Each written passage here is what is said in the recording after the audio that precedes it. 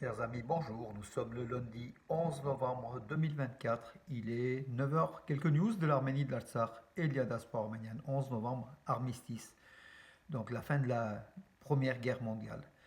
Aujourd'hui, dans toutes les villes de France, le 11 novembre est commémoré. Ici à Valence, au Parc Chouvet, à partir de 11 heures également. Commémoration en présence du préfet, du maire de Valence et des organisations dont le C24, le comité du 24 avril, qui au nom de la communauté arménienne déposera une gerbe donc ce matin à 11 heures pour honorer justement la fin de l'armistice, la fin de la Première Guerre mondiale à laquelle l'Arménie a été saignée vraiment le peuple arménien a donné pratiquement 2 millions de morts lors de la Première Guerre mondiale, lors du génocide, du premier génocide du XXe siècle, commis profitant de la Première Guerre mondiale, commis par l'Empire ottoman avec le gouvernement jeune turc, voilà, qui a abouti au génocide de 1,5 million Arméniens, citoyens de l'Empire ottoman, et puis pas des soldats en fait, hein, des civils arméniens. Voilà, donc aujourd'hui on commémore cela pour dire plus jamais ça, mais aussi pour honorer la mémoire de ceux qui ont disparu. Voilà, donc s'ouvre aujourd'hui aussi la COP 29 à Bakou, donc la COP de la honte, voilà, avec tout plein d'éléments qui, comment dirais-je, qui altèrent cette COP 29, des éléments très très négatifs, voilà, donc de la corruption. Là, on a encore un nouveau cas, donc un nouveau scandale de l'Azerbaïdjan avant la COP 29, des accords sur le pétrole et le gaz, au lieu de sauver le climat. Donc, un des dirigeants de la COP 29, avec un journaliste britannique, comment dirais-je, déguisé, qui voulait négocier l'augmentation justement, du volume du gaz et du pétrole transmis par l'Azerbaïdjan au pays pour la production, alors que la personne veut s'occuper du climat. Elle est plutôt, comment dirais-je, ce haut responsable de la SOCAR, hein, la société pétrolière et de gaz d'Azerbaïdjan, voulait vendre encore davantage. Voilà aussi, ça traduit quand même un malaise. Ce matin, France Bleu, donc Radiodrome, oui, France Bleu Drôme Ardèche, j'ai fait une interview donc voilà, ce matin qui passe donc aux informations de 6 heures, 7 heures, 8 heures, 9 heures, enfin bon, écoutez, dans la journée, pour dénoncer cette COP29 et dénoncer l'État voyou de l'Azerbaïdjan qui détient toujours des prisonniers de guerre arméniens, qui ne signe pas le traité de paix et qui en même temps a envahi l'Artsakh, occupe l'Artsakh au prix d'une épuration ethnique des 120 000 à 150 000 Arméniens. Voilà aussi, il faut dénoncer. Beaucoup de chefs d'État n'iront pas à Bakou, mais il y a c'est annoncé à peu près une centaine de dirigeants de la planète qui vont y aller, voilà, ou des présidents, ou des premiers ministres, ou des responsables. C'est dommage parce que l'Azerbaïdjan devrait plutôt être sanctionné plutôt qu'être, comment dirais-je, profiter de cette COP29 pour rebondir et puis se faire une bonne image sur la scène internationale alors que c'est un État dictatorial qui est l'une des pires démocraties de la planète, hein, une des premières dictatures au monde et qui emprisonne ses citoyens et également aussi des Arméniens. Voilà donc pour la page COP29 de la honte.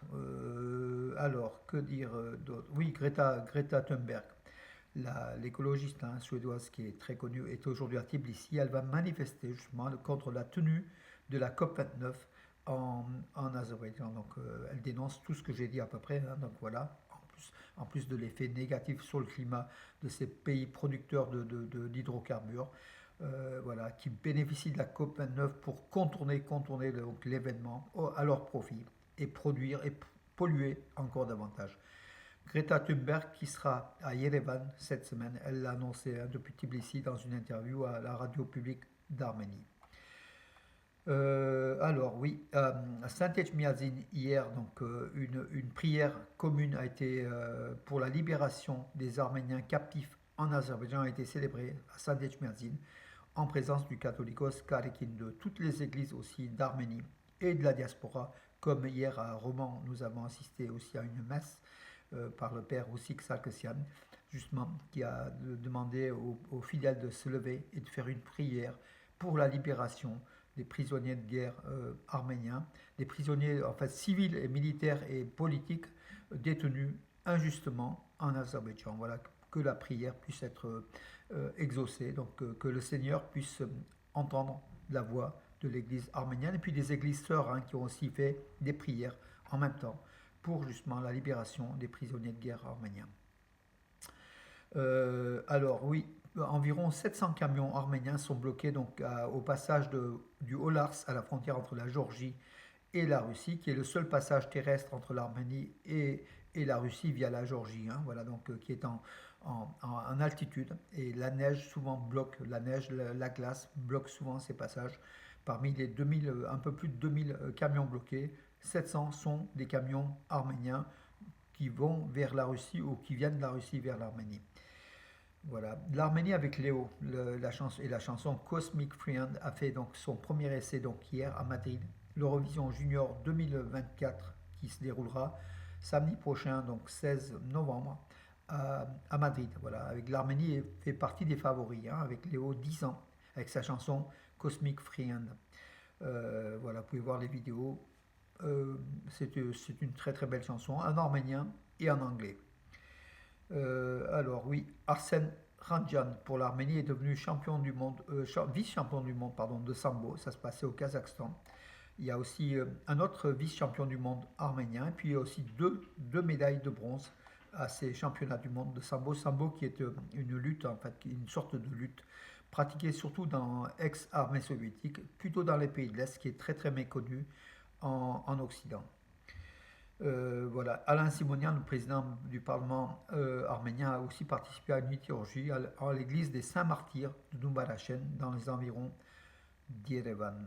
Voilà, mes amis, tout ce que je pouvais dire pour aujourd'hui, donc 11 novembre. Donc, on sera sur la cérémonie du 11 novembre ici à Valence. Et vous, je pense, dans toutes vos villes, il y a aussi cette cérémonie. Il faut aussi se rappeler la mémoire. La mémoire, c'est important. C'est la mémoire. Si on est là aujourd'hui, c'est parce que des personnes sont sacrifiées aussi pour nous, pour l'humanité, pour que nous, on poursuive notre voie, pour qu'on puisse créer et puis penser à eux, tout simplement, et un respect. Voilà, mes amis. Sur ce, je vous donne rendez-vous à demain et bonne journée.